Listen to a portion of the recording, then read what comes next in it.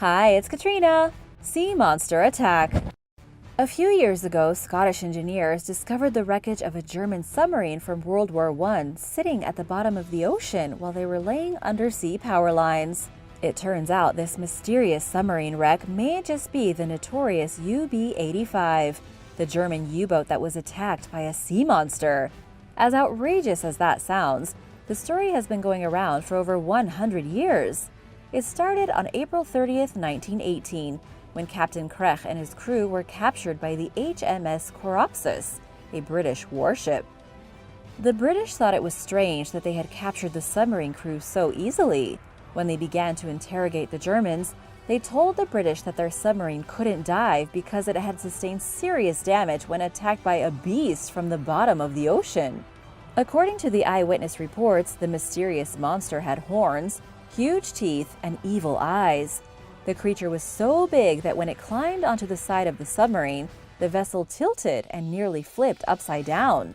The creature took chunks out of their forward gun with its teeth, scratched up the side of their vessel, and forced the crew to abandon ship and surrender to the British. But just how much of this story is true? The submarine definitely existed, these people were certainly captured, and the wreckage is still at the bottom of the ocean.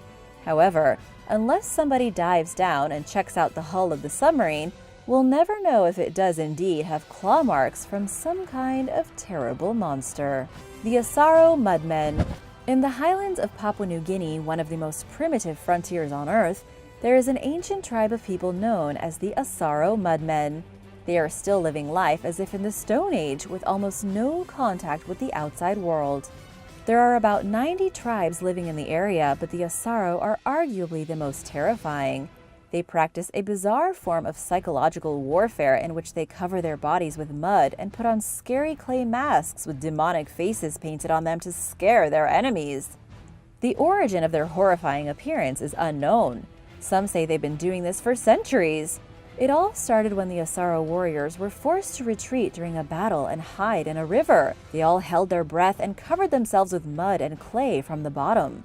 When they thought the coast was clear, they emerged from the river at night and tried to run.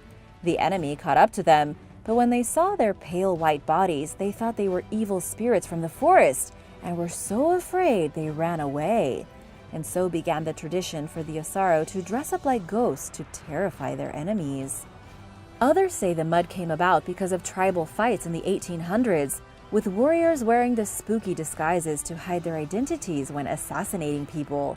They would also cover themselves with mud and wear their scary masks and bamboo fingernails to sneak around and scare the daylights out of their victims. Parachuting dogs.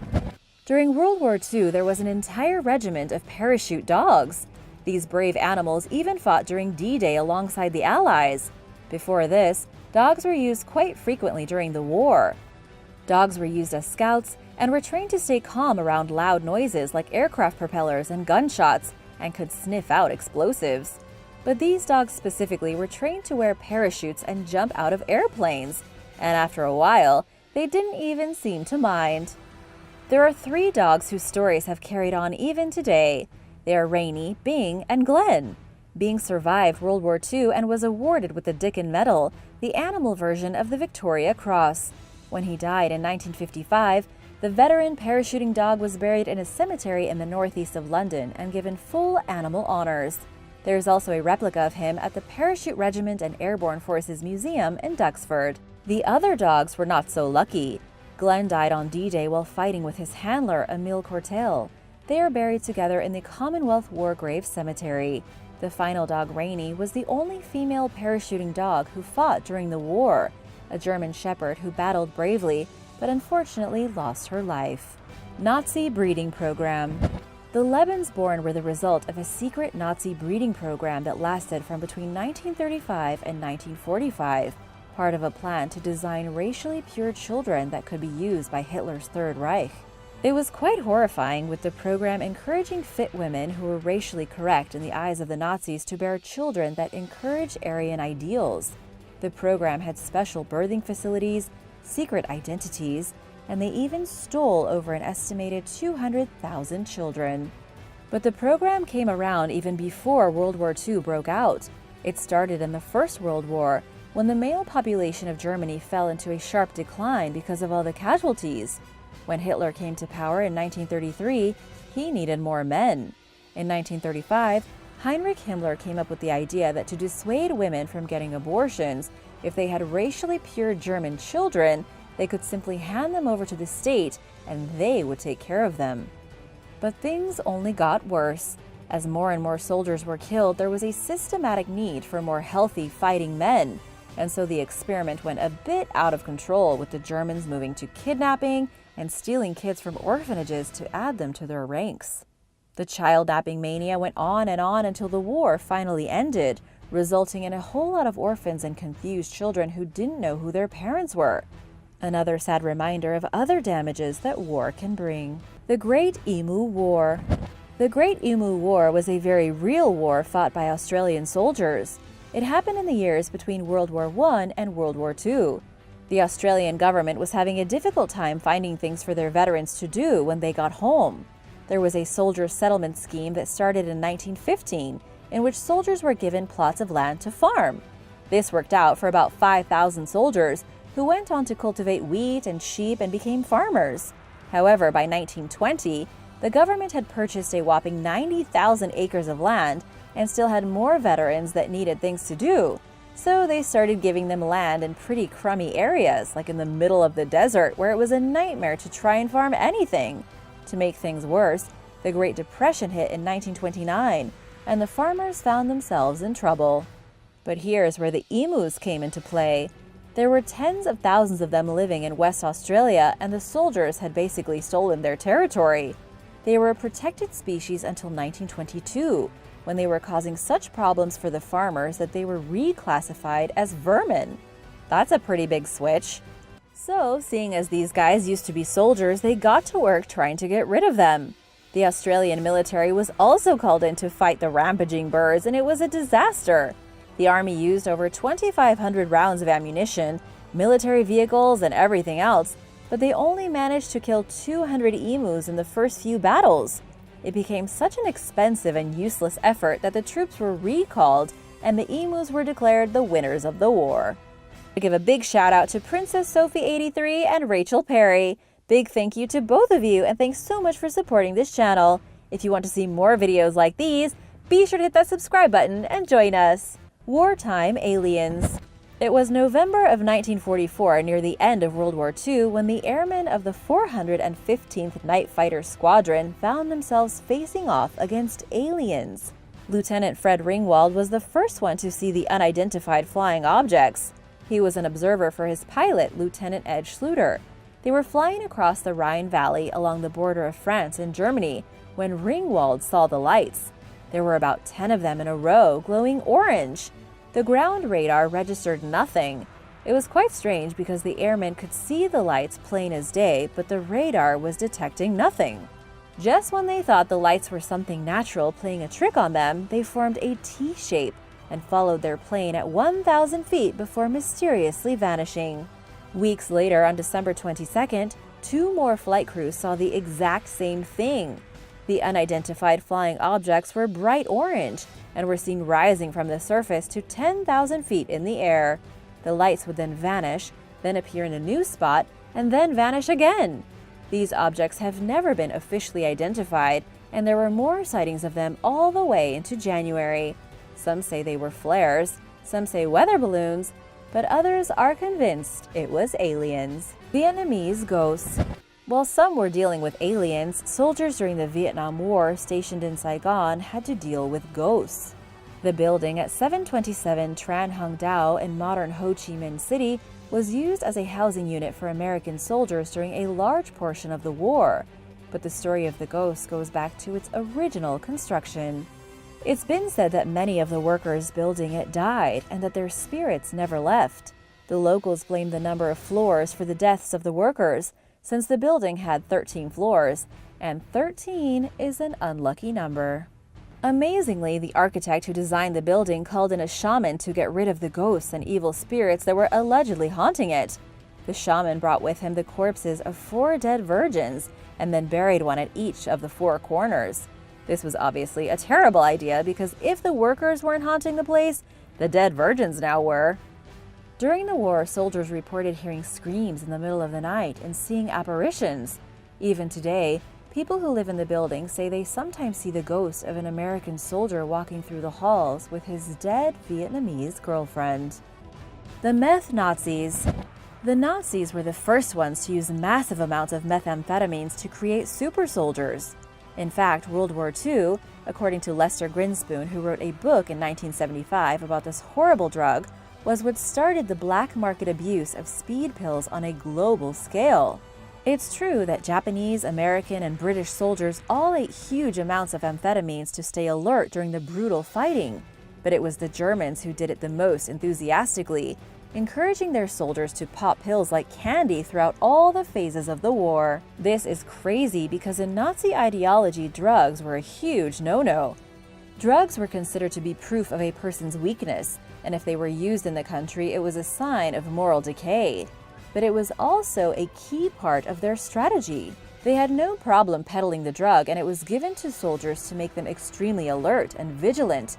They gave the excuse that it was perfectly fine for the soldiers of Germany to use because it made strong people even stronger. Hitler also said other drugs like opium were for weak people to escape reality.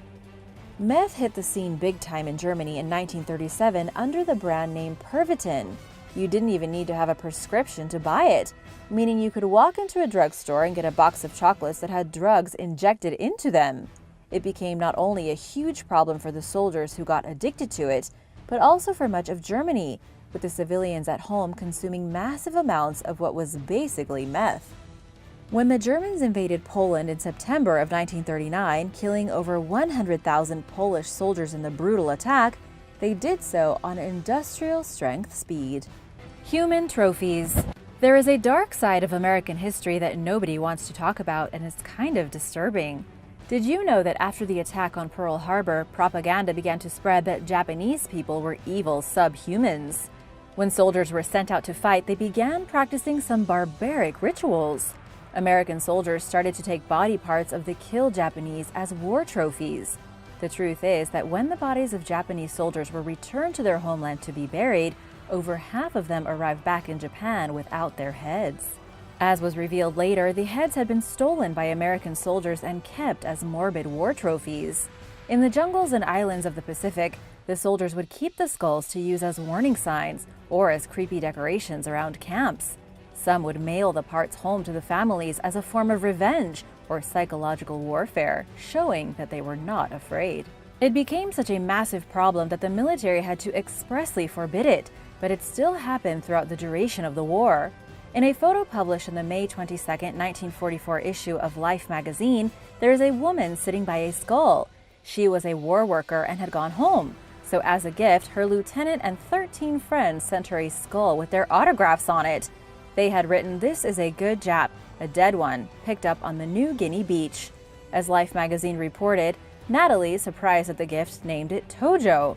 The armed forces disapproved strongly of this sort of thing. Even today, there are still efforts to return trophies like this to their proper resting place. Fugo balloon bomb. The Fugo balloon bomb is a little-known secret weapon that was developed by the Japanese in World War II. The bomb was nothing more than a hydrogen balloon carrying an anti-personnel bomb and an incendiary bomb. The balloons were designed as extremely cheap weapons that would coast effortlessly along the jet stream, traveling over the Pacific Ocean, where they would eventually burst and fall on major American cities. It was the only thing the Japanese could figure out to actually strike at the American continent. Even though these bombs were a huge failure, they are still considered to be the first intercontinental weapons. At the time, these were the longest-ranged attacks ever made in war history. Fortunately for the United States, the bombs didn't work. Because of the unpredictability of the weather, the balloons would get lost. They would explode before they ever made it to America, and none of the U.S. cities were ever decimated in the way Japan had hoped. Valley of the Golden Mummies. The Valley of the Golden Mummies is an incredible burial site that was found in the Bahariya Oasis, which is in Egypt's western desert. Egyptologist Zahi Hawass and his team have uncovered approximately 250 mummies so far. But this is just the beginning, because it's estimated that there are at least 10,000 mummies buried here along with their treasures, artifacts, and secrets. The mummies found here date back to the Greco-Roman period about 2,000 years ago. Aware of the historic nature of the area, they called in archaeologists to supervise the dig. And that was when they uncovered the crumbling walls of a place where the locals used to come and celebrate. They also found a bit of brandy and the foundations of some old houses. As if all of this weren't amazing enough, the bottles of brandy were still fully sealed and never touched. The pub was known as the Astley Arms Pub, and during excavations, the archaeologists found pieces of pottery that they were able to trace back to the landlord of the pub in 1821, a man by the name of Thomas Evans. The archaeological supervisor even worked to track down the family history of the landlord, discovering that Evans still has a distant relative living in Texas. However, it's not clear whether the descendant will be getting a free bottle of brandy or if it will be put in the local museum with pieces of pottery also found at the site. Number 8. Woodhenge. A wooden version of Stonehenge has been discovered by archaeologists in Yorkshire. This circular monument is exceptionally rare, 4,000 years old, and is now being called Woodhenge. Archaeologists were alerted to the possibility of something amazing when aerial photos of crop patterns showed them something unusual in the middle of nowhere. There was a circular monument hidden underneath a quarry near the coastal town of Hornsea, probably built either in the early part of the Bronze Age or before that in the later part of the Neolithic. When archaeologists went to investigate the mysterious monuments that they saw in the photos, they discovered wooden posts, a circular ditch, and 2 entrances to what was once a giant monument. It looks almost exactly like Stonehenge. At least it would have thousands of years ago, only made from wood instead of stone. But unlike Stonehenge, this wooden construct may have been used for rest and relaxation. It may have had nothing to do with rituals or ceremonies, and nothing to do with astrology or the equinoxes. John Tibbles, the leading archaeologist on the project, said that the monument may have been used as a sauna. Hot stones may have been dumped in a pit in the middle of the circle, with water poured on them which created steam. The old prehistoric people of England then could have sat around and had a nice steam with one another. But there is one other theory as well. Archaeologists also say that Woodhenge could have been used for ritual cremation, with groups meeting and then burning their dead in the center of the structure. What do you think it was for? Let me know in the comments below. Crab brain. In a world first, researchers have managed to discover a fossilized brain over 300 million years old. The brain they uncovered was from a horseshoe crab. The reason this is such a wild discovery is that normally only things like bones and shells are found fossilized. Soft and squishy tissues like brains and skin and organs decay and don't fossilize very well. Yet 310 million years before today, the conditions were perfect at what is now Mason Creek, Illinois, for this one horseshoe crab to be fossilized, including its hard shell and brain. Despite their name, horseshoe crabs are not really crabs. They are more closely related to spiders and scorpions than they are to crustaceans. They evolved as arachnids about 400 million years ago. The most amazing part of the discovery of the brain was not the brain itself, but the fact that scientists found it almost identical to the brains of modern horseshoe crabs. Even though the specimen is so old, it seems the brain of the creature has evolved very little throughout all that time. Researcher Russell Bicknell told Life Science that even though the horseshoe crab has evolved its body, almost nothing inside of it has changed from the time they first emerged on the planet. Prehistoric rock structures. Mysterious rock structures have been found underneath the Great Lakes, leaving scientists a little confused. The underwater archaeologist Mark Hawley was actually looking for shipwrecks back in 2007 on the bottom of Lake Michigan, when he instead stumbled upon a weird formation of stones. These stones were probably left behind by ancient humans who created some kind of massive monument. One of the giant stones even appeared to have the intricate carving of a mastodon. And since mastodons went extinct 10,500 years ago, we know the carving has to be at least a little older than that. After the mysterious rock structures of Lake Michigan were found, even more curious ancient artifacts were found just down the road in Lake Huron. A piece of lake bed roughly the size of a football field was excavated by archaeologists, who discovered dozens of pieces of stone structures that date back around 9,000 years. Scientists don't know if both collections of structures were built by the same people, but it is highly likely. Anthropology professor John O'Shea says the structures inside the lakes are similar to those in Roman Pompeii because the cold, fresh water has kept them perfectly preserved. The truly amazing part is that at the time these monuments were built, much of North America was still covered in glacial ice sheets. Water levels were extremely low, with the Great Lakes themselves about 300 feet shallower than they are today. This is why the ancient people here were able to build monuments inside the lakes. They probably built a lot more above ground, but the ones preserved by the frigid water were the only examples that survived. Ancient fingerprints.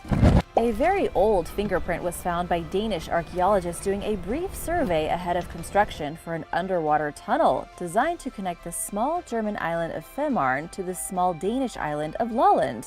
The archaeologists first found a ceramic vessel dating back 5,500 years. They were then shocked to see that the vessel still had the artisan's fingerprint on it, like the oldest signature ever.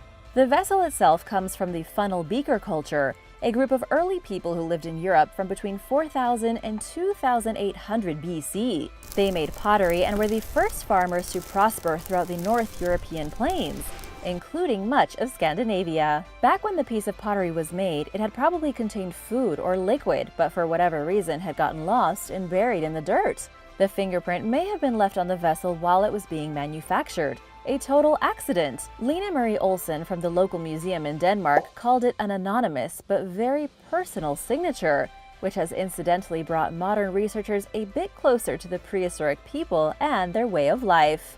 And now it's shout-out time! I want to give a big thank you to Candace Perry and DJ Chark for supporting Origins Explained. If you'd like to see more videos about strange discoveries, be sure to hit that subscribe button before you go.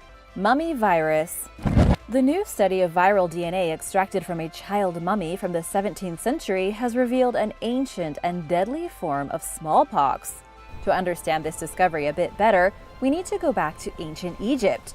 Rashes have been found on the faces of Egyptian mummies that were buried 3,000 years ago.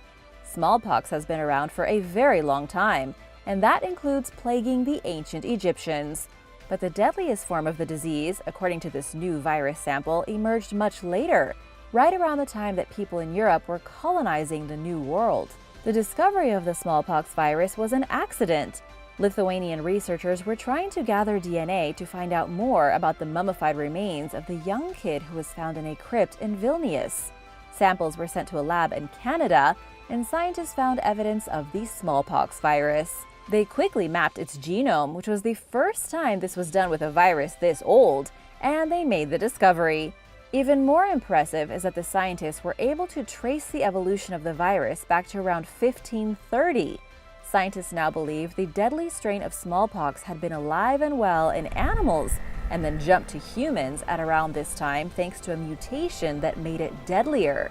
This just goes to show that throughout our history, animals have turned seemingly harmless viruses into deadly strains of killer disease.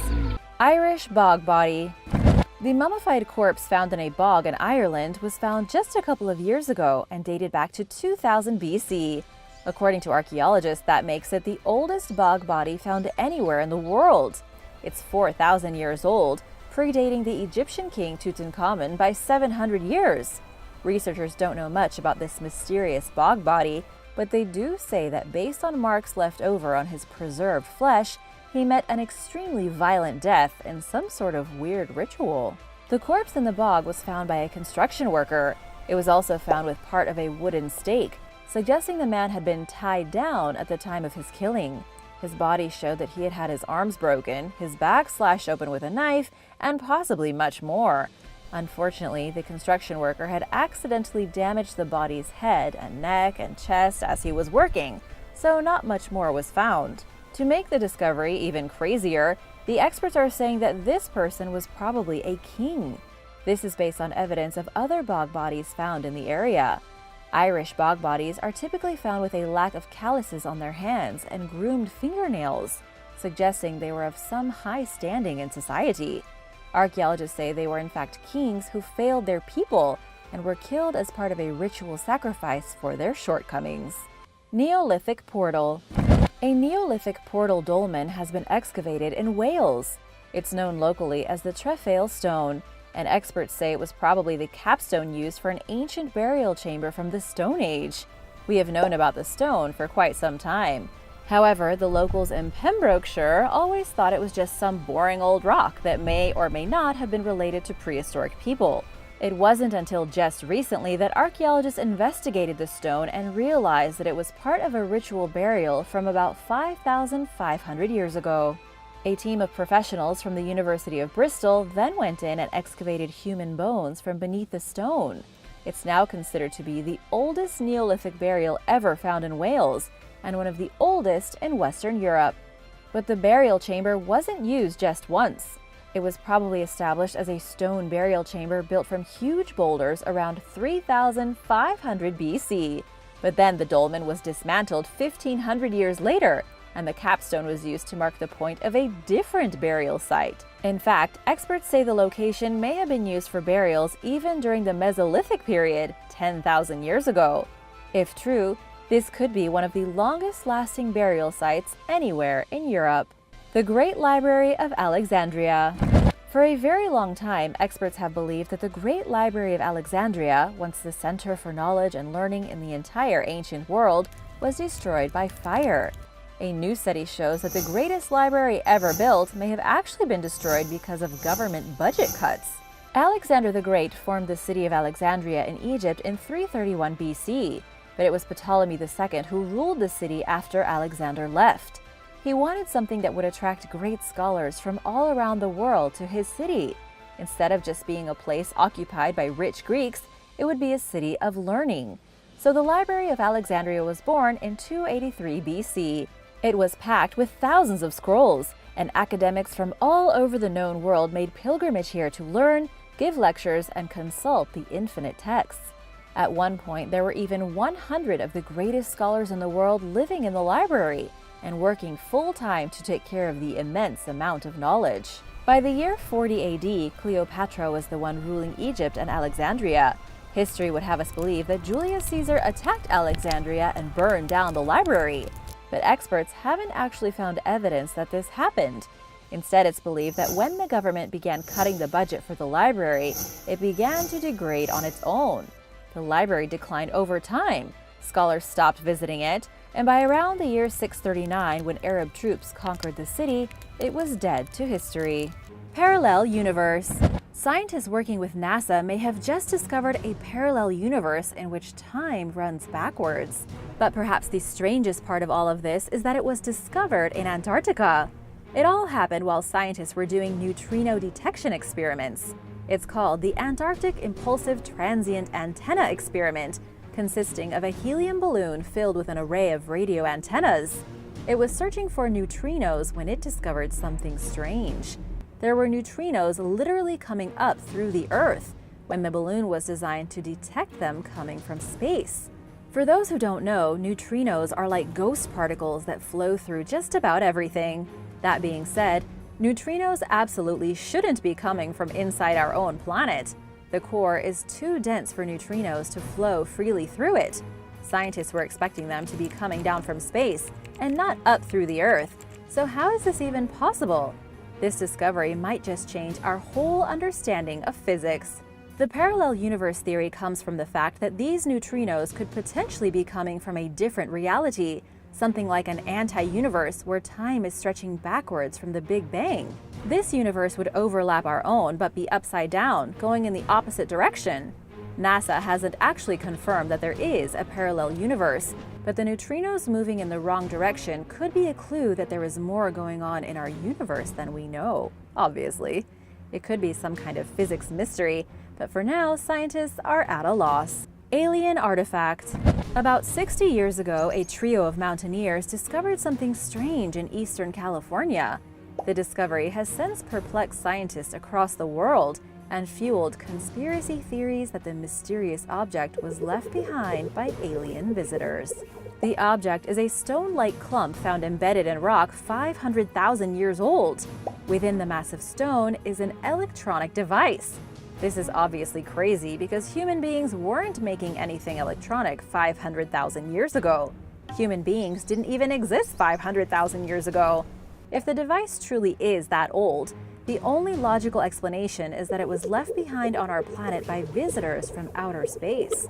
Either that, or it was left behind by an ancient civilization that we have no idea existed right here on Earth. After the initial discovery of the object, the rock was cut in half and the electronic implement was found inside. The piece of metal isn't very large, with a spring at one end of it. It almost looks like a spark plug. It became known as the Coso artifact, named after the mountain range in California where it was uncovered. And while there was a huge amount of speculation over whether the object came from aliens or not, it was eventually identified as a spark plug from the 1920s. But this revelation only created more conspiracy theories, with some claiming that if it wasn't left behind by aliens, perhaps it was from the vehicle of a time traveler who went back 500,000 years. Maybe this time traveler lost one of his spark plugs. Scientists say it is just a concretion, where someone dropped a spark plug and the Earth grew around it and solidified. Either way, something very mysterious is going on here, either very impressive natural processes or something else altogether. Secret planet. The very same astronomer who helped to discredit Pluto as a planet recently unveiled that he believes there is an undiscovered planet in our own solar system that's even bigger than Earth. It's a pretty wild theory, but the astronomer, Mike Brown, does know his stuff. He was the one who discovered the planet Eris, which helped to prove that Pluto did not meet all the criteria for being a proper planet. Take that information as you will. Do you care that Pluto is no longer a planet? What are your thoughts on this? Mike Brown was analyzing oddities orbiting around icy bodies way past Neptune when he realized that there seemed to be something unseen that had these oddities stuck in its gravitational pull. Judging by the pattern of the orbits, the planet would need to be at least 10 times larger than Earth, something that astronomers call a super-Earth. All of the biggest objects beyond Neptune are lined up in the same direction, and 3D models show they all seem to be slowly circulating around something huge. The big question here is, why haven't scientists discovered the planet before? It could be that because it's so far away, the planet is hidden by other objects in our solar system. Scientists didn't even believe Brown at first when he started talking about his theory of the secret planet. But now, scientists are taking it very seriously, with many experts keeping their telescopes trained on this specific part of the universe, waiting for the mystery planet to appear. Abducted by aliens. A woman from England claims to have evidence that not only are aliens real, but they abducted her multiple times. She claims that she was only 6 years old when the aliens first brought her aboard their vessel. Her name is Paula, and she is now 50. She also claims to know the exact number of times the aliens have abducted her in her life, and it's a whopping 52. Her proof of these extraterrestrial kidnappers comes in the way of bruises on her arm. She claims that after each abduction, she's left with a series of strange bruises, probably left behind by the aliens yanking her through their ship. She kept silent about her experiences until just recently, as she feared being criticized and labeled as a crazy person. Her fears weren't unfounded either, as ever since she came forward with this information, she has been labeled a loon and a nutjob. However, Paula isn't surprised. After all, she has admitted that even she can hardly believe her own stories, and so it's no surprise that other people don't take her seriously. As for what her abductions look like, she claims that she is usually locked somewhere in a dark room. There's a mechanical device that looks like a boomerang in front of her with lights coming out of it. Paula also claims that when the abductions happen, the aliens whisk her out of bed straight through her window. Creepy and disturbing. Do you believe Paula? Do you believe in alien abductions at all? Let me know in the comments below. Pyramid alignment. An archaeologist says that he's finally uncovered the secret of the peculiar alignment of the greatest pyramids in Egypt, potentially unlocking secrets of the universe. The biggest of the pyramids, the Great Pyramid of Giza, measures 455 feet on each side, and amazingly, each side is very straight, as if the builders of the pyramid had used professional, modern tools. Even more bizarre is that the pyramid is aligned perfectly along 4 cardinal points, meaning that 2 of the sides line up north to south and the other 2 line up east to west. According to archaeologist Glenn Dash, the pyramid is lined up with the cardinal points with an accuracy just shy of about 1/15 of a degree. But it doesn't stop with the main pyramid. Both the largest pyramids at Giza along with the pyramid at Dashur are aligned incredibly well, in such a way that you would think only possible by using drones and computers. There has been a lot of speculation as to why the alignments are so perfect. Some say it's because aliens gave Egyptians technology to build the pyramids, while the experts claim they probably used the stars for their alignments. Glenn Dash is now saying that 4,500 years ago, the Egyptians had actually used the equinox to line up their great monuments. The equinox happens twice a year. It's when the equator passes the center of the sun, making day and night about the exact same time. These days have been important to humanity since the beginning of time. The Egyptians most likely did not need outside help from aliens, and instead used the sun to help align their great structures. The farthest galaxy. Astronomers searching space for secrets of the universe believe that they have just spotted the farthest and oldest galaxy ever witnessed by humans. It's called Galaxy GNZ11, a pretty boring name for such a mysterious place. Nobunari Kashikawa, a professor with the University of Tokyo, is credited with making the amazing discovery. Just how far away is this galaxy? The professor says it's 13.4 billion light-years from us. In other words, it would take us over 13 billion years to reach the galaxy if we were to travel at the speed of light. Determining just how far the galaxy is from Earth was no easy task. Kashikawa and his team had to figure out how much the light from the galaxy is stretched out. The longer it takes light to reach us, the more it becomes somewhat distorted. It's doubtful that GNZ11 is the furthest galaxy in the universe. There are probably still more beyond it, though scientists still can't say for sure just how far the universe goes. UFO crash on Mars. An object believed to be a crashed alien spaceship has been discovered on Mars, thanks to archived images from NASA. The object in question is shaped like a disc, with a flat surface like a silver plate partially buried in the Mars sand. The object was identified by alien enthusiast Scott C. Waring, who says the crash site is direct evidence that there are indeed aliens out there in the universe. He also says it's evidence that NASA and other organizations affiliated with the government are aware of alien beings and have known about them for quite some time. Then there are the deniers, people who are saying this isn't a spaceship at all and is simply a rock. Considering nobody can actually go to Mars and take a look yet, there is no way to prove exactly what it is. However, it does look an awful lot like an artificial object, something crafted by intelligent life. It could be proof of extraterrestrial life forms touring the galaxy, or it could be nothing at all. The comet UFO.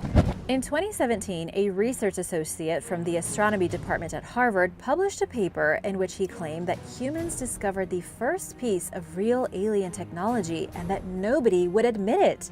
The evidence came in the form of an interstellar object moving through our solar system named Oumuamua, which in Hawaiian means scout. It was first detected by a telescope on the Hawaiian island of Maui on October 19th. At the time, Oumuamua was already leaving our solar system after having just passed by the sun the month before. It entered our system from the direction of the star Vega, swept through like an alien scout ship, and then took off. What's really strange is that astronomers never managed to take a picture of the object. They could only deduce its size and shape by looking at how bright it was. They figure it was about 1/4 mile across and 10 times longer. It looked kind of like a cigar. Weirdly, the comet made some unusual jerking motions as it sailed through space, seemingly as if it was correcting its course. Comets are normally propelled through the vastness of the universe because of evaporating gases that push them along. But in this case, no gas at all was detected, leaving scientists to wonder how exactly it was moving. The conspiracy theory now is that the object was actually an alien craft propelling itself through the solar system. Who was piloting it, where it came from, and just where in the great big universe it's going is still a total mystery. Alien coffee. A new theory has been put forward in which experts are saying that coffee was created by aliens and given to humans. This bizarre theory takes us back 435,000 years to when a group of space travelers known as the Anunnaki, who were spoken of heavily by the ancient Sumerians, came to Earth looking for gold. It was this race of beings who allegedly created humans to mine the gold for them in what is today Ethiopia. To give the humans a bit of inspiration, the Anunnaki handed over the recipe for coffee. They then helped people to create some of the most iconic ancient monuments, from the pyramids in Egypt to the pyramids in Central America. Coffee is such a complicated drink that some say the only possible way for the coffee plant to have been made in the first place was to create a genetic mutant, something only possible today by professional plant breeders. Even more, coffee is unique in that it functions to make humans better and more productive workers. It's no surprise that alien overlords would want their human workers to have more stamina and to be more alert while mining their gold.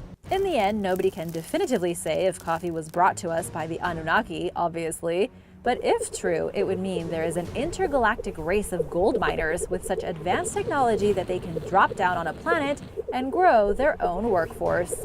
Fifth force of nature.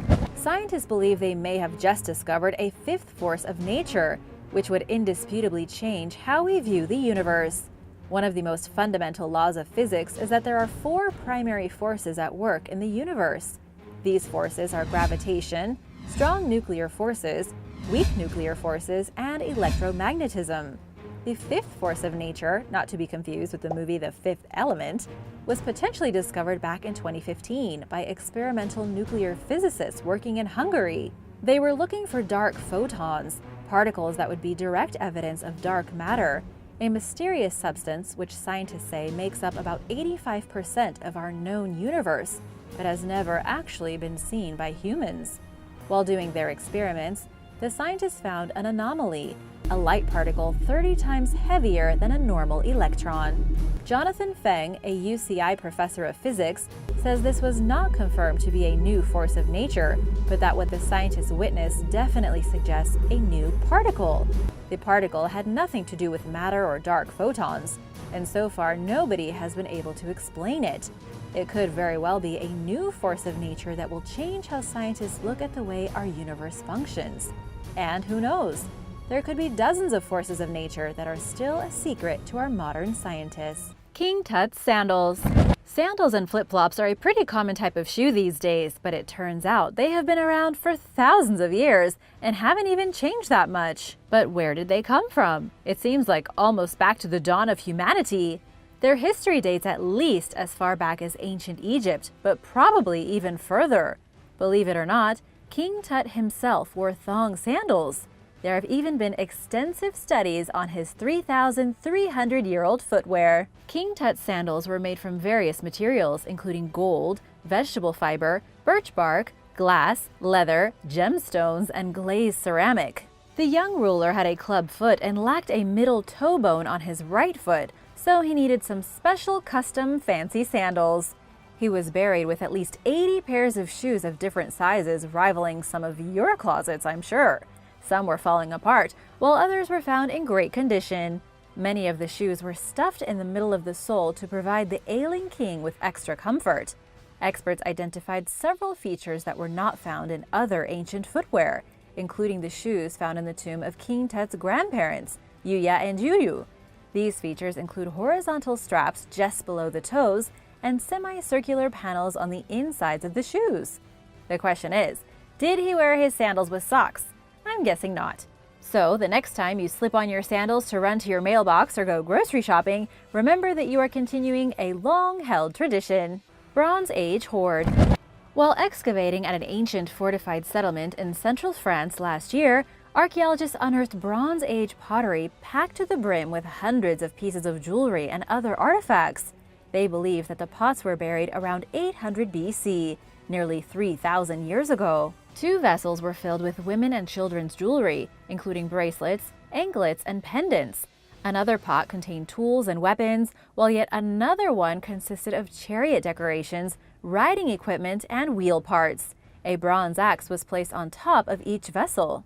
Researcher Pierre-Yves Milcent said that the items could be offerings to the gods that were left at either the founding of the settlement or when it was abandoned, similar to ancient Greek traditions. He described the well-preserved artifacts as exceptional and explained that these objects will help experts better understand their purpose and why they were buried. But more digging and studying are necessary to truly get to the bottom of this fascinating mystery. Looted coins. The Israel Antiquities Authority has recently recovered hundreds of ancient coins that were looted from archaeological sites, according to the Jerusalem Post. Agents from the IAA's Robbery Prevention Unit found the hoard while raiding a suspect's home in the city of Bnei Brak. The artifacts include gold, Byzantine, and Islamic coins, hundreds of Roman coins, and dozens of Hasmonean coins. You've probably heard of the other ones, but the Hasmonean dynasty lasted about 80 years and is referred to by some scholars as an independent kingdom of Israel until they were conquered by the Roman Republic and the ruling family was replaced by Herod the Great. IAA Trading National Inspector Ilan Haddad told the news outlet that the suspect worked as an illegal antiquities dealer trading in both legal and illegal artifacts, including items that were smuggled in from other countries. There are a lot of gray areas when it comes to dealing with archaeological artifacts. Haddad pointed out that looting causes irreversible damage to archaeological sites and artifacts by taking them out of context. As a result, valuable information and stories are lost forever to history. Looting is a major problem in Israel, and archaeologists are racing against the clock to excavate important sites before they are destroyed by thieves and artifacts are stolen and spread all over the world. The IAA is especially focused on the caves near the Dead Sea, where the Dead Sea Scrolls were found. Criminals have targeted the site for decades, and at this point, the agency needs to collect what it can before more artifacts disappear. Massive mammoth thigh bone. While scuba diving in the Peace River near Acadia, Florida in early May, friends Derek Demeter and Henry Sadler discovered a huge thigh bone belonging to a 22,000-pound mammoth. The 4-foot-long, 50-pound femur likely dates back to sometime between 2.5 million and 10,000 years ago. Demeter, who is the planetarium director at Seminole State University, told the news that the bone is probably around 100,000 years old based on its density. The suspected species, the Columbian mammoth, lived as far south as modern-day Costa Rica. Recent research indicates that this behemoth creature was a hybrid between the woolly mammoth and a yet unidentified mammoth lineage that originated in Russia and arrived in North America around 1.5 million years ago. The bone is impressively intact, owing to the many years it spent buried in the sand. It's making a nice addition to the classroom of Demeter's friend, a middle school teacher he donated the artifact to. That same day, the pair also discovered the partial remains of a saber-toothed tiger and an ancient shark. Discoveries like these are what motivate the duo to continue diving throughout Southwest Florida. You just never know what you might find. Nazi hoard. While renovating his aunt's home in Hagen, Germany recently, a man named Sebastian Yurtseven found a collection of Nazi artifacts hidden in a wall. The house was damaged when the nearby Volme River overflowed and caused catastrophic flooding. Yurtseven removed a loose piece of plasterboard and discovered a newspaper from 1945. He then found Nazi-era gas masks, a revolver, a photo of Hitler, and an array of documents. The home once served as the headquarters for the National Socialist People's Welfare Organization, or the NSV. This branch of the Nazi Party evacuated children to rural areas and distributed food and gas masks. It also had a clothing donation program and provided medical care, including exams and vaccinations. By 1943, the NSV had an estimated 17 million members, according to Hagen City Archives manager Ralph Blank, who spoke with French media outlet News 24. Historians believe that someone hastily hid the trove as Americans advanced on the city in April of 1945. Some documents date as far back as 1928. There are very few original sources on the NSV, making the discovery especially useful for learning about its inner workings. The organization was dissolved after Germany's defeat under a policy called Law No. 2 that was issued by the Allies. Yurtseven's family bought the house during the 1960s and did not know about the building's past affiliation with the Nazi Party. Staff from the Hagen City Archives took the artifacts for further study and planned to exhibit them in a local museum. Would you care if you found a hidden cache like this in your house? Would you stay or would you sell it? Let me know in the comments below. Neanderthal weapon. During the Upper Paleolithic period, better known as the Late Stone Age, Neanderthals lived in a cave and left behind a treasure trove of artifacts. Archaeologists have discovered many artifacts since excavations began in 1870. Early digs yielded cave bear, reindeer, mammoth, and horse remains, as well as Stone Age tools. Later explorations of the site found bone and ivory flutes dating back at least 35,000 years, along with prehistoric artwork featuring an ivory bird, a human-lion hybrid, and one of the earliest known representations of a phallus. The cave is called Hohlfels and can be found in Germany's Swabian Jura mountain range. Earlier this year, archaeologists found a 3-inch long leaf point that was once mounted to a wooden hunting spear. Dating back an estimated 65,000 years, it's older than similar artifacts that have been found at the site. The weapon also predates the last cultural phase of Neanderthals in Europe. This is the first time a leaf point has been found at the site since 1936. It appears as though someone damaged the leaf point while sharpening it, then threw the object away. Discoveries like this defy the popular stereotype that our Neanderthal cousins were not very smart, and that they lacked culture and creativity. This is just not true. Artifacts like this show that the Neanderthals were as skilled and complex as early humans were. Clovis Campsite. It would have been hard, if not nearly impossible, to settle in what is now Michigan during the last ice age. At the time, the region was covered in glaciers up to a mile high, but archaeologists recently identified a 13,000-year-old campsite left behind by the Clovis people in the southwestern part of the state. The Clovis people were some of North America's earliest inhabitants and are named after the distinctively shaped spear points they used. Back in 2008, a self-taught researcher named Thomas Talbot found a Clovis spear point at the Belsen archaeological site. He assumed it was a one-off discovery, but he soon began finding more spear points and realized that he had stumbled upon an entire Clovis settlement. A small group, perhaps 6 or 7 people, stayed at the site for a short time. They briefly settled in the only part of Michigan that wasn't covered in a wall of ice. It's possible that they were seasonal hunters who temporarily branched off from their main group, according to researcher Brendan Nash, who wrote a paper on the findings. Archaeologists excavated the Belsen site last year and found more tools, as well as stone flakes indicating that people made tools while they were there. Experts believe that the campsite may be the earliest archaeological site in Michigan. It's also the northwesternmost Clovis settlement in the Great Lakes region, and it could potentially rewrite the area's history. Nash told the University of Michigan News that until now, researchers thought that the peopling process of the Great Lakes happened much later. Now they have concrete evidence that this wasn't the case. The Amber Man. Around 3400 BC, a man's body was painted with red ochre and laid to rest with 140 pieces of amber jewelry in what is now Russia. Archaeologists recently discovered the shallow burial on the western shore of Lake Onega, which is Europe's second largest lake. The artifacts include amber buttons that were sewn face down into a leather cover that was draped over the man's body. Nicknamed the Amber Man, he was surrounded by 2 layers of amber decorations. It's the first time these objects have been found outside the eastern Baltic region. In addition to the amber artifacts, the team found flint tools and chips. Right next to the site, archaeologists found workshops for making axes and other tools. They are currently investigating these ancient production facilities to see if they are linked to the Amber Man. Researchers think that he may have been a trader from the eastern Baltic region, which would explain how the amber artifacts ended up so far from where they were made. It's possible that he traveled to Lake Onega to trade amber in exchange for axes, reflecting a possible trading link between the eastern Baltic and the Karalia peoples. Prehistoric fake beads. In today's world, we value real precious metals, gems, and other materials over fakes, even if the imitation rock looks real, especially if you can afford the real thing. But it looks like since the beginning of time, there have always been copies and imitations and scam artists trying to trick everyone. The ancients weren't much different. In 2019, archaeologists found phony amber jewelry dating back to the 2nd and 3rd millennium BC.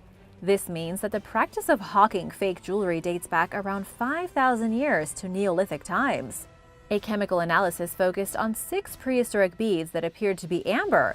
2 were from a cave near Seville, Spain, and 4 were from a burial near Barcelona. All were determined to be fake. These imitations were made from similar-looking translucent minerals or by applying coatings to make the fake object look like amber. Some were crafted from the core of a mollusk shell and coated in tree resin, while the others were seeds covered in tree resin. These fakes aren't surprising considering how valuable amber was to many civilizations, including prehistoric Iberia. It was both rare and expensive, and was a symbol of someone's high-ranking social status. Archaeologists made it clear that the faux amber artifacts don't count toward the 647 genuine Iberian amber objects that have been found. Charred flower bouquets. The ancient urban metropolis of Teotihuacan was built near what is now Mexico City before the Aztecs came to power. Around 2,000 years ago, the people who lived there put together a collection of flower bouquets, laid some wood on top of them, and set the pile on fire. Archaeologists recently discovered the surprisingly intact remains of the burnt flowers in a tunnel beneath one of the city's pyramids.